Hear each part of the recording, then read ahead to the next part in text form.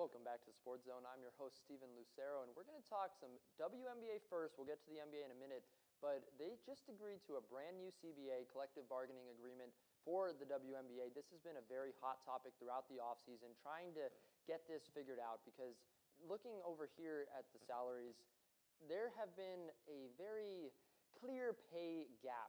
Looking at 2025, minimum salary of just $66,120 for the average. The Supermax just $249,000 and a salary cap of $1.5 million. Compared to some of the insane numbers we've seen in the other leagues, it's definitely smaller. But in 2026, we see a big jump.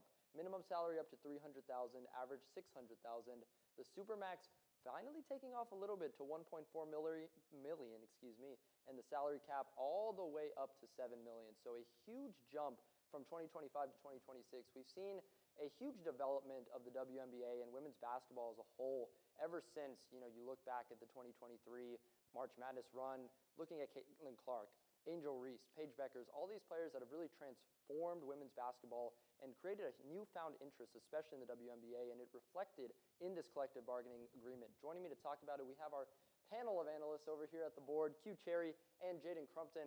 Guys, this is a very significant development for the WNBA. It's a huge step that I think is really long overdue. And finally, maybe job's not finished, but a huge improvement going from one year to the next. Jadon, what are you looking to see, and how significant is this jump? I think this is great, and it's obviously extremely significant, right? I mean, the average salary going all the way up to $600,000, that's how much that's, I think, the MLB minimum, right? This is great for women's sports as a whole, too. You're going to attract a lot more athletes who see this as like an actual money-making career now, right? And in these situations, I'm always going to be on the side of the players who are actually out there doing the work and putting their bodies on the line, as opposed to, the owners who are making the money off them.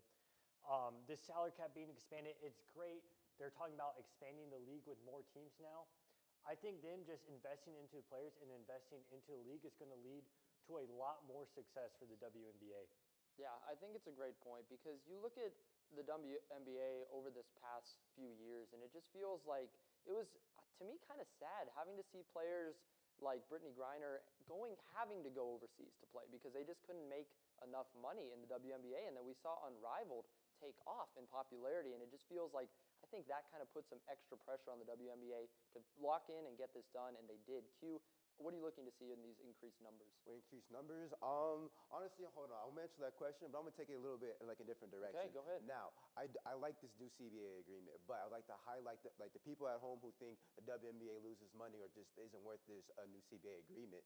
I think I would say you're wrong. The WNBA is growing actively with players such as Caitlin Clark, Angel Reese, and Paige Beckers. The WNBA just signed a new multi-billion-dollar TV deal, so they are gaining revenue. And even so, with the new CBA agreement, they'll now be taking in 30% of the revenue, which I do think it should be a little bit higher than that. Since as my co-analyst Jadon said, that they are putting their bios on the line.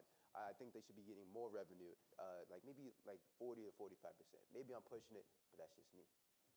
And you asked me a question again. Can you repeat that one more time? No, you're good. I think you answered it for us. And it's interesting because I think this is, as we kind of said, long overdue. And I think it's good that the move happened. There was talks about a potential lockout. It was really curious of, are they going to get this done in time? They did end up getting it done. Jadon, do you think this was a good deal for both sides? I think absolutely. Like I said, the WNBA investing in its players benefits them as well as the players. Like I said, more players are going to funnel in, wanting to take part in the league. There's more money in it. Like he said, they've got a huge new TV deal, so they can afford to do this. They're not hurting themselves by giving the players what is their fair share. Mm-hmm. So I think it definitely is a win-win CBA for both sides. Yep, certainly. And then the second part of the equation here is the WNBA is also expanding, now moving to 15 teams this season with the Portland Fire as well as the Toronto Tempo. So looking, you expand this, you expand the league, clear growth for the WNBA, and I think it's really important to continue to expand. 15 teams, now just still half of what the NBA has, but I think continued expansion could be in the future. But for these two right now, Q, how are you looking for these next two teams? Honestly, why can't we add more? I'm trying to see more teams. 15 teams, that makes the playoffs so boring. I want to see 20 teams. Heck, I want to see 30 teams like the NBA. Yep. I get it's, it's step by step. The WNBA is growing little by little. But at the rate it's growing, it's just too small. I'm trying to see a team in Vancouver. I'm trying to see a team in Mexico City. I'm trying to see a team in Nashville, Tennessee. Shout out to Nash in the booth. I'm trying to see more teams. Yeah, and I think it's a great point because we've been waiting for this, and I think it's finally happening. It's kind of a baby step here, but I think it matters, and I really think that this can kind of lead to continued momentum as we go forward. Jadon, how impactful do you think this expansion is of these two teams, and would you like to see more? I think it was well overdue, and like you said, I would like to see more. I think we definitely will. I think this is a league that in the next decade or two is going to get into the 20s in the number of teams they have because there's just so much money in it now. There's so many players in it now. It just makes sense for it to expand. There's no need to keep such a low number of teams, right, at just 15. You can make the league a lot more competitive and a lot more entertaining by adding these teams, and they can afford to do it, and it'll be a benefit for them. Yeah, definitely. They just announced the expansion draft will occur on April 3rd, so watch out for that coming up pretty soon. But I want to talk about the NBA next because they're also looking to expand. We've heard a lot of rumors over the past few weeks of will this happen, and now it's really become definitely more of a when and not if. I think this is happening. Seattle and Las Vegas, the two front-runner cities for this. It's going to be interesting. Q, what are you looking to see from potential NBA expansion? NBA expansion. Honestly, I really like with the WNBA NBA. I like how some cities shared the team. I think we should get a team again. Mexico City, maybe Vancouver. I'll be close to Seattle Sonics maybe. Got to work out the logistics. And Nashville, Tennessee. I want to see those I want to see those cities with their ever-growing sports population and sports attention get more NBA and WNBA teams. Now, if you want to move on to this board, honestly, I think this conference, the setup could be a little bit better. Okay, this is just a concept. This is something we drew out of a potential expansion because right now, obviously, 5 teams in 3 divisions for each conference. So this is just kind of a blueprint of potential. Q, tell me what you changed. Now, I do understand that these 4, I'll go up here first. I changed out the Timberwolves and Pistons. Everyone knows about the bad boy Pistons and Chicago Bulls rivalry. That would make this division so much better. With all these rivalries with the Pacers and Bucks, Bulls and Pistons, honestly, a division full of spite and hatred. I like that. We need more in the NBA. Let's see, what else, team? Jay, what you think? I'm drawing a blank a little bit. Well, I'm definitely going to look here to the Southwest and South Division where our Mavericks are. I'm looking at this, I'm thinking, guys, you've got 3 Texas teams and an Oklahoma City team, and you're not going to throw them in the same division? I mean, think about this. Cooper Flag, Victor Wembanyama, Shai, all in the same division, battling it out every year. I think this could be awesome. I also think this sort of expansion going to the NFL format with 8 4-team divisions, we can completely change up the playoffs. We can get rid of the play-in. We can have division winners actually matter in the NBA. I think there's a lot of really cool possibilities here, but one of my top things on the wish list would be the All-Texas plus OKC division. Yeah, go ahead. Jay, you mentioned the playoffs. Now, listen. Modern NBA, I think we can all agree the playoffs don't matter or the divisions. Wait. Matter I was like, the playoffs. The divisions don't matter anymore. Absolutely. Now, I do agree with that. Like, if we had strict divisions, that maybe the last 3 games you wouldn't see many superstars sit out if it's a close division race. But I think if a team's dominating, they should be dominating. If let's say the 4th team, let's say the Nets are doing better than the Hawks. I don't know what universe that happened. The Nets should still make it over the Hawks, even if they have a better seeding. Yeah, it's a great point, like what both of you guys made. I like the idea of the Texas-Oklahoma division. I think that has to happen if we're going to do this. And I love the Pistons being in there as well.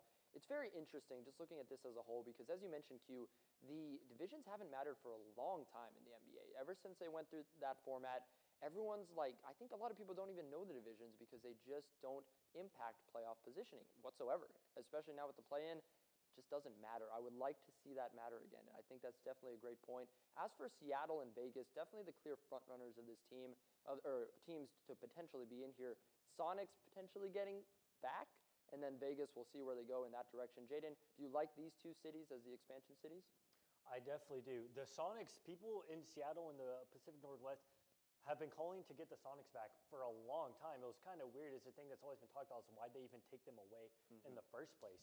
And then Vegas has become a real sports hub, whether you like that or not. It's a real sports hub in the U.S. right now. And it's just a bad business deal to not put a team there, right? We saw how successful the Knights have been since the NHL expanded into Vegas. NHL also just put a team in Seattle who's doing really well. Yes. I think the Sonics definitely are going to have a huge fan base. That's a loyal fan base up there in Seattle. You see how they treat the Mariners. I think that's a great city to go to. And then Vegas, maybe not as much on the fan base side, but more on the business side. It's good to have a team there. Yeah, it's really the two sports, the only sport each of those cities are missing. I really think it'd be a good move. One last thing I want to talk about, though, guys, as long as we're on rules and potentials and everything, there's been a lot of controversies over the 65-game minimum in the NBA. And what that is to qualify for NBA awards, whether that's All-NBA or the MVP, Defensive Player of the Year, all those major awards, players now have to play 65 games. This has been true for the last couple of years. But we've seen players not reaching that mark. We saw Victor Wembanyama last year. We've seen Cade Cunningham and the Pistons struggling as of late, and Cade potentially being out of the running if he doesn't meet those 65 games because of the collapsed lung. All of these little things here, Cade has been incredible all year long and now might not qualify for NBA awards. I want to ask you guys, do you think the 65-game minimum is the correct move, or do you think it should be amended or go away completely? Jadon? I have a pretty strong opinion on this. If someone plays 50 games in an NBA season, they're probably not going to win an award anyway. So why have this rule that could limit potential winners? It's entirely possible for a player to play 60 games and be more valuable than one that plays the full season. And those players that maybe get hurt and play a super valuable 60 games get robbed of an award for pretty much no reason, right? Value is value, no matter how many games you play. If you're a lot more valuable in 60 games, you should win the award over someone who maybe stayed healthy all season but didn't contribute toward their team as much in the general span of the whole year. I just think it's a pointless rule. Like I said, if you don't play that much, you probably won't win an award.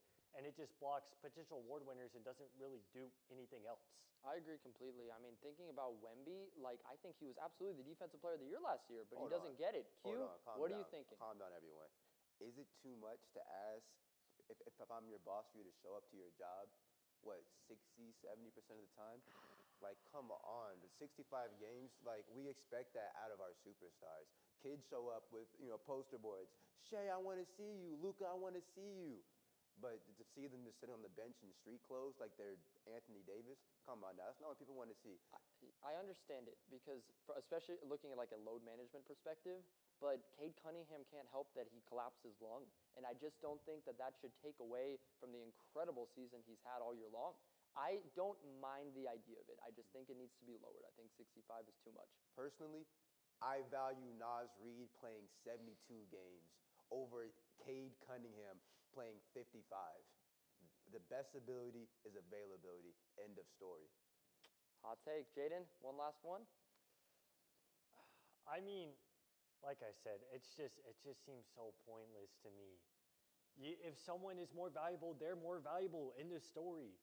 And at the end of the day, also you talk about superstars sitting out. It's a competitive sport, right? If an NFL team has clinched the playoffs, they're not going to play their starters in Week 18 and have them get hurt for no reason. Of course, it sucks if you're a kid and you're going to see the superstar and he's sitting on the bench. But as a fan, don't you want your team to play it safe so that your superstar doesn't get hurt going into the postseason? As a fan, I like to enjoy the game and see my favorite superstar play and not show up in day-to-day clothes. All right. It's a fair point. It's a fair argument. We're going to continue to monitor how all of this goes down. But thank you guys so much for watching SportsZone. Make sure to give us a follow on our socials at NTTV Sports. Make sure to tune in for SportsZone next Tuesday. And, of course, we'll be back here next Thursday. But for now, that's it for us. Thank you so much for watching SportsZone, and we will see you all next time.